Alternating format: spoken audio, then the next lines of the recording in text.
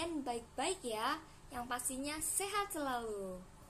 Oh ya, sebelumnya kakak mau ngucapin terima kasih kepada adik-adik sekalian yang telah menyempatkan waktunya untuk mendengarkan firman dan mau datang di pertemuan yang ketiga ini. Adik-adik tahu nggak temanya tentang apa? Tema di pertemuan bulan Maria yang ketiga ini tentang persembahan Maria. Nah, sebelumnya kakak mau tanya nih, di pertemuan kedua yang kemarin, adik-adik tahu nggak temanya tentang apa? Masih inget nggak? Kakak kasih waktu 3 detik. 3, 2, 1. Apa tuh tema di pertemuan yang kedua nih? Betul, Maria mengunjungi Elizabeth. Oh ya adik-adik, sebelum kita memasuki pertemuan di bulan Maria yang ketiga ini, kita mau memuji Tuhan dengan judul lagu Hari Ini Kurasa Bahagia. Yuk kita berdiri, kita memuji Tuhan.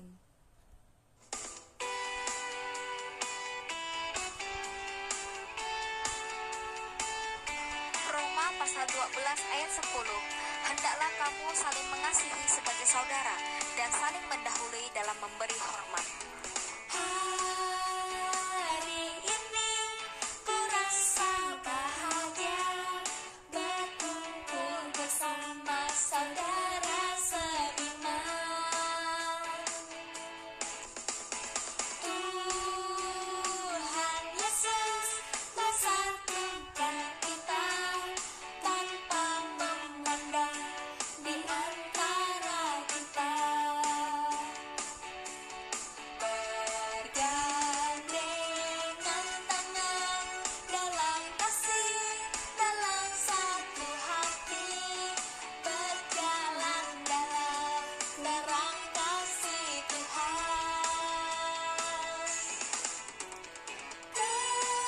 Sahabatku, kau saudaraku, tiada yang dapat memisahkan kita. Oh, oh, oh, oh, oh. Sahabatku, kau saudaraku, tiada yang dapat memisahkan kita. Adik-adik, tadi kan kita sudah memulai pujian dengan lagu Hari Ini Kurasa Bahagia. Nah, sekarang kita akan mempersiapkan hati kita untuk doa pembukaan. Nah, sebelum doa pembukaan, kita akan menyanyikan satu pujian dengan judul Menyenangkanmu. Yuk kita siapkan hati kita untuk memuji Tuhan.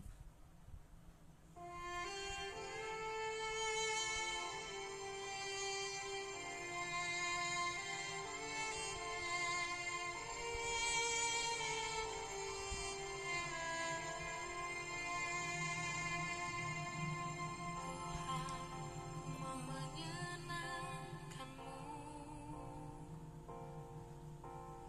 Tuhan, untuklah hati ini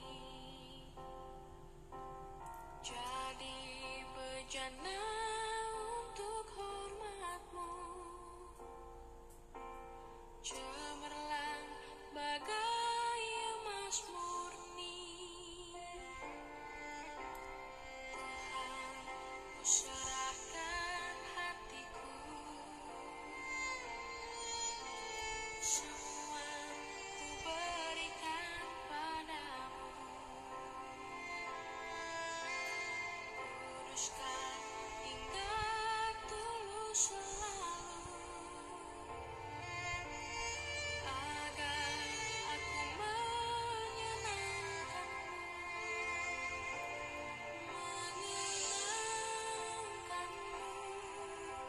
senangkanmu. Hanya itu kerinduanku, menyenangkanmu, senangkan hatimu. Hanya itu kerinduanku.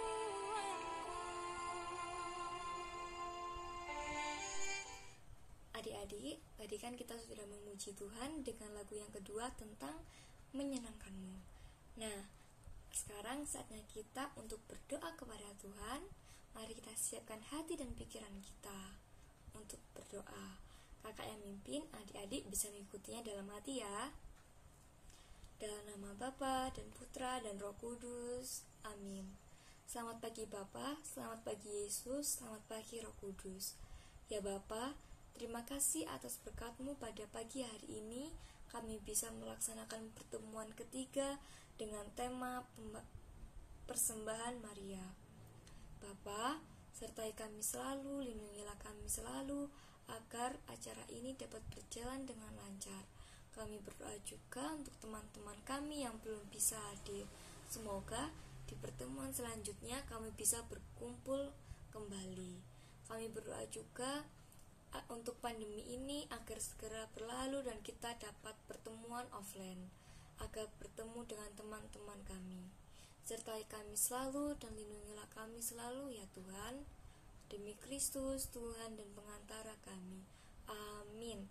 Kemuliaan kepada Bapa dan Putra dan Roh Kudus, seperti pada permulaan, sekarang, selalu, dan sepanjang segala abad. Amin.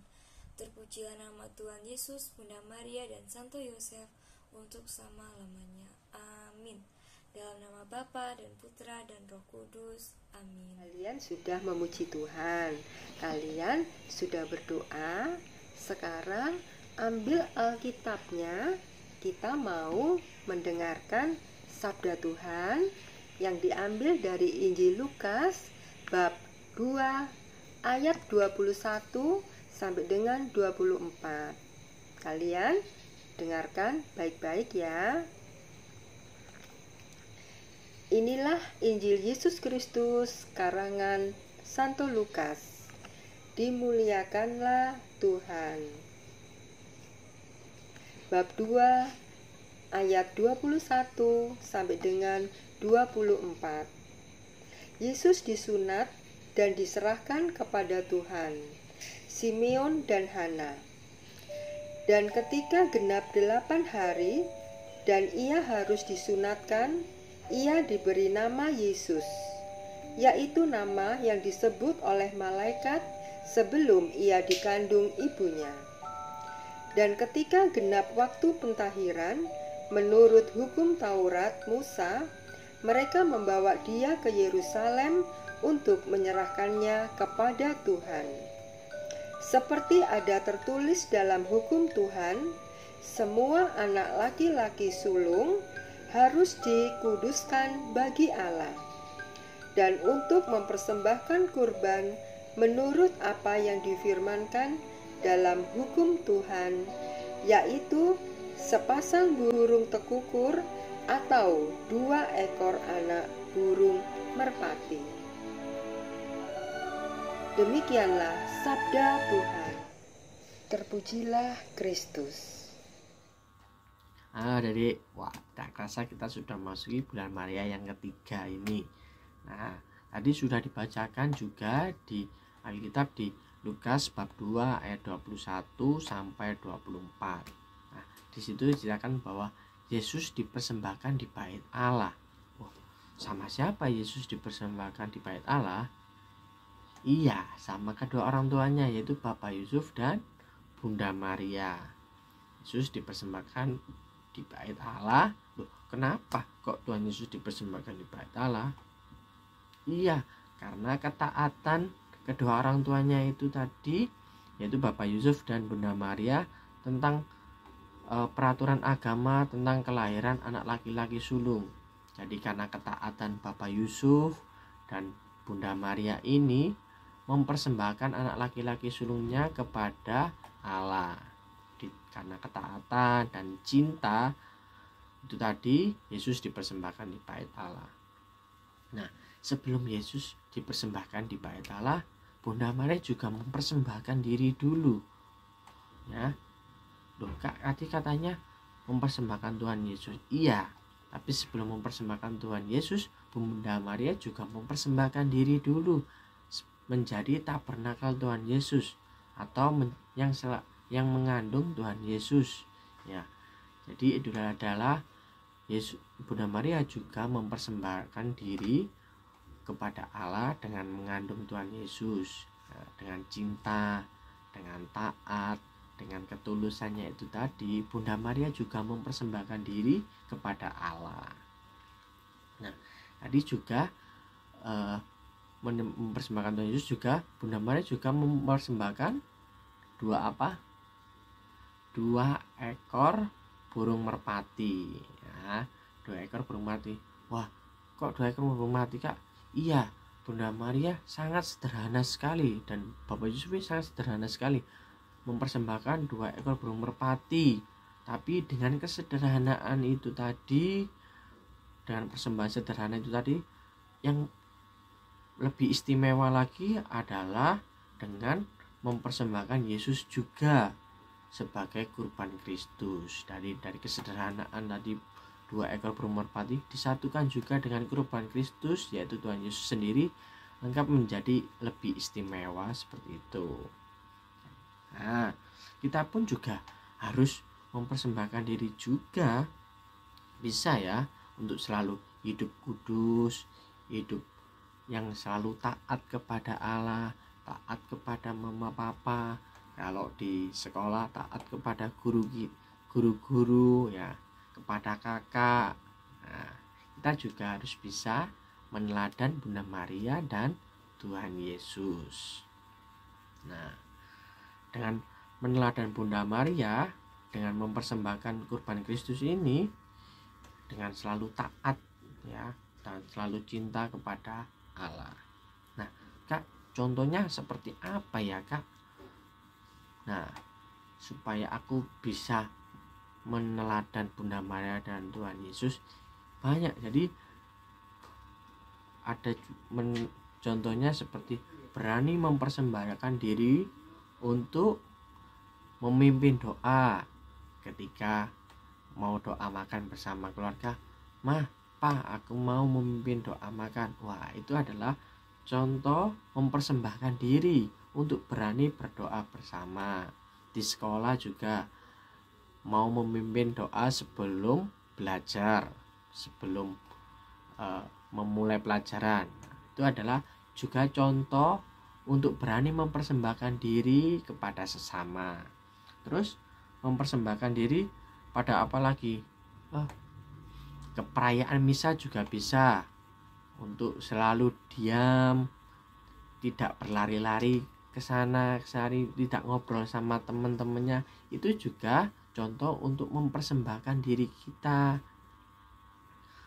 untuk selalu mendengarkan romo.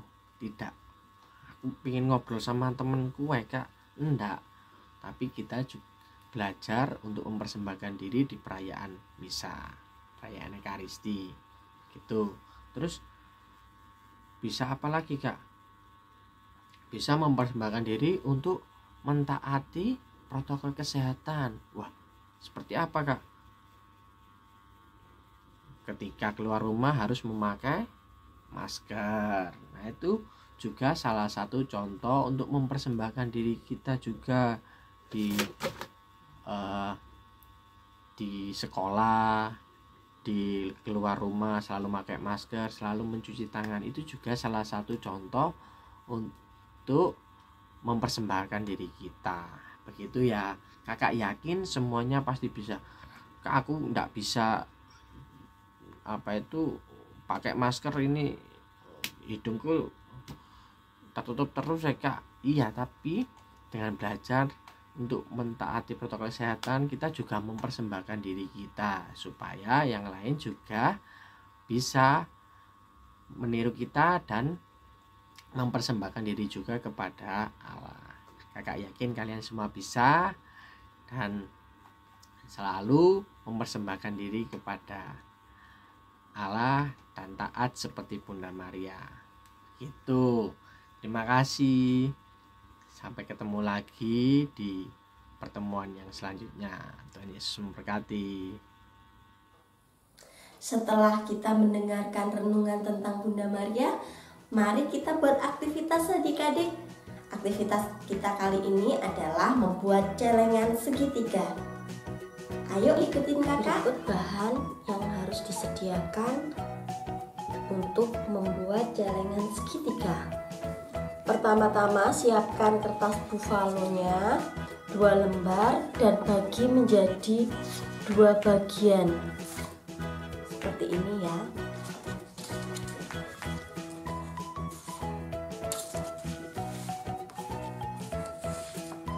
Selanjutnya, semua kertas buffalo ini kita lipat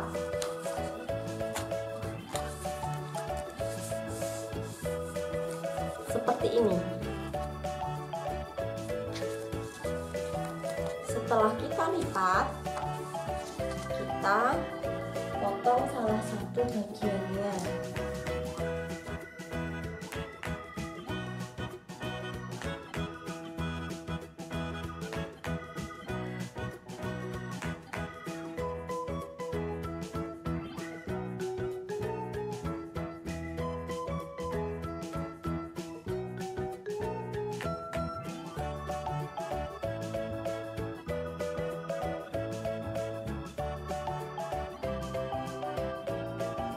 Jadi seperti ini, kita lem pinggir-pinggirnya.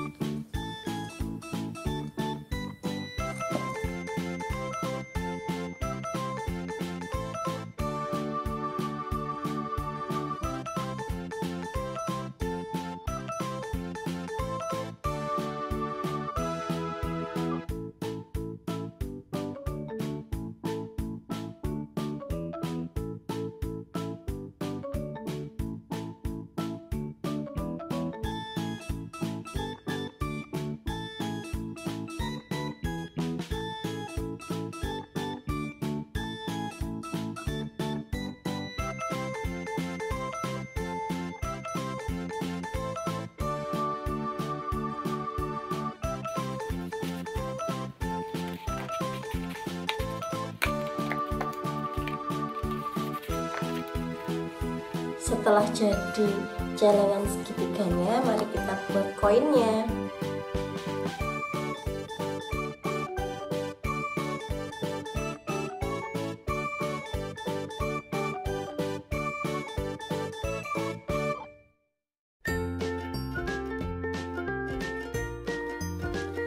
Setelah koinnya jadi, kita bisa menuliskan sikap teladan Bunda Maria yang bisa kita contoh. Misalnya ini kakak menuliskan rajin berdoa, tulus, taat, persembahan, kesederhanaan. Adik-adik bisa menambahkan yang lainnya. Dan jangan lupa menuliskan ayat hafalannya. Ayat hafalannya adalah supaya kamu mempersembahkan tubuhmu sebagai persembahan yang hidup, yang kudus, dan yang berkenan kepada Allah. Itu adalah ibadahmu yang sejati. Ditulis di selembar kertas, lalu kita tempel pada bagian ini. Untuk koin-koinnya, kalau adik-adik sudah melakukan, misalnya tentang ketulusan, adik-adik bisa memasukkannya ke dalam celengannya.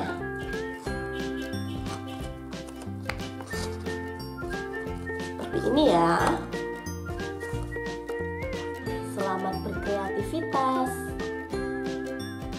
Baik adik-adik, dan ini hasil jadinya.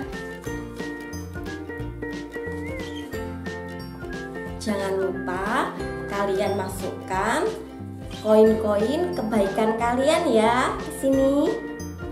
Banyak hal baik yang bisa kalian buat. Kalian tuliskan dan persembahkan untuk Tuhan ya. Ayat hafalan kita pada hari ini adalah supaya kamu mempersembahkan tubuhmu sebagai persembahan yang hidup, yang kudus, dan yang berkenan kepada Allah. Itu adalah ibadah yang sejati. Semoga kreativitas pada hari ini mampu menggali adik-adik untuk semakin beriman pada Tuhan. Mari adik-adik, kita akhiri kegiatan kita pada pagi hari ini dengan berdoa. Dalam nama Bapa dan Putra dan Roh Kudus. Amin. Allah Bapa yang Maha Kasih, syukur kami haturkan kepadamu atas berkat yang boleh kami terima hingga saat ini. Semoga semua apa yang kami terima pada hari ini dapat berguna bagi hidup kami. Amin. Dalam nama Bapa dan Putra dan Roh Kudus. Amin. Terima kasih adik-adik. Sampai bertemu kembali. Hai adik-adik. Masih ingat kan di bulan Maria yang sangat spesial ini, Kak Iren adakan suatu lomba. Ingat nggak di pertemuan pertama sudah Kak Iren sampaikan loh. Ada yang tahu? Ya, kita ada lomba yaitu Bunda Maria Idolaku. Gimana? Apakah adik-adik sudah membuatnya? Kalau kalian belum membuatnya, nggak usah khawatir. Kalian bisa buka di pertemuan bulan Maria yang pertama. Di sana Kak Iren sudah berikan tutorial cara membuat aktivitas Bunda Maria Idolaku. Nah, nanti akan jadi seperti ini. Masih ingat kan untuk adik-adik yang sudah membuat? Kalian luar biasa. Jangan lupa, setiap minggu kita harus mengisi teladan Bunda Maria apa yang kalian dapatkan. Nah, ini kan ada 5. Untuk pertemuan pertama, kedua, ketiga, dan keempat, kalian bisa tuliskan di dalam bunga mawarnya.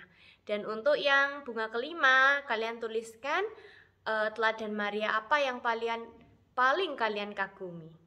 Oke? Jangan lupa untuk dikerjakan ya, karena batas pengumpulannya sudah semakin dekat, yaitu tanggal 25 Mei.